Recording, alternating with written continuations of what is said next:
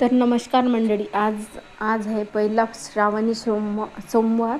तर पहिल्या श्रावण सोमवारच्या सर्वांना खूप खूप शुभेच्छा. आणि आज नागपंचमी पण आहे. तर प्रतीक तन्वीला तर पुरी आणि भाजी, मी अशी बटाट्याची भाजी आणि पुरी, हे म्हणजे आज चपाती वगैरे काही बनवत नाही म्हणून पुरी भाजी मी बनवून घेतली होती टिफिनमध्ये तन्वी प्रतीकच्या. आणि बघू शकता तुम्ही, टिफिन वगैरे पॅक करून घेतला आणि लवकरात लवकर कामं वगैरे आवरून घेतलेले होते आज, कारण की पूजेला पण जायचं होतं मंदिरामध्ये, महादेवाच्या मंदिरामध्ये जायचं होतं पूजा करायसाठी. आणि घरी पण करून घेतलेली होती, आईने केली आधी पूजा.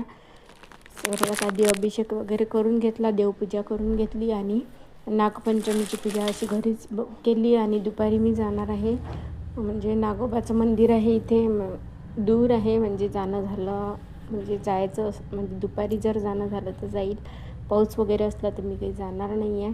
आणि घरीच मी अशी पूजा वगैरे करून घेतली होती नागोबाची. थोडासा कॉटन घेऊन एक वस्त्रमाळ बनवली होती. बघू शकता, असे मी लाया फुटाने असे टाकून घेतले होते घरात. पहिले स्वच्छ झाडून पुसून घेतलं. देवपूजा झाल्यावर असे लाया फुटाने वगैरे घरात टाकून घेतले होते. आणि तुमच्याकडे पण असंच करतात का, मला कमेंट्समध्ये नक्कीच सांगा. आमच्याकडे तर असं करतात, म्हणजे लाया फुटाने सर्व घरामध्ये टाकल्यानंतर असं म्हणतात की म्हणजे विचूक आता काही असं निघत नाही घरामध्ये, म्हणून ही लाया फुटाने टाकण्याची प्रथा आहे पहिलेपासूनच, आधीपासूनच. तर आजचा आहे सोमवार, तर आज काही नारळ फोडता येत नाही, म्हणजे नागपंचमीला नारळ फोडत असतात. तर आज तर काही नारळ फोडता येणार नाही, तर मग मी नारळाची पूजा करून घेतली. उद्या नारळ फोडणार आहे, तर सोमवारी नारळ फोडत नसतात असं म्हणतात. तर अशी काही मी पूजा करून घेतली होती नागपंचमीची.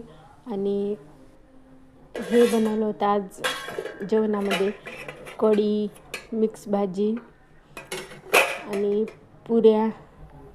आणि हे नागोबाचा खेळ हे बघू शकता तुम्ही, एम्या फण्या म्हणतात त्याला. खूप सारं करतात, पण मी 2-2च केलेलं होतं. 5-5 करतात, 11-11 करतात.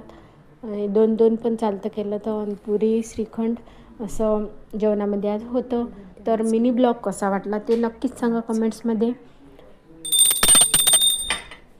आणि असेच ब्लॉग बघण्यासाठी चॅनलला सबस्क्राईब करायला विसरू नका.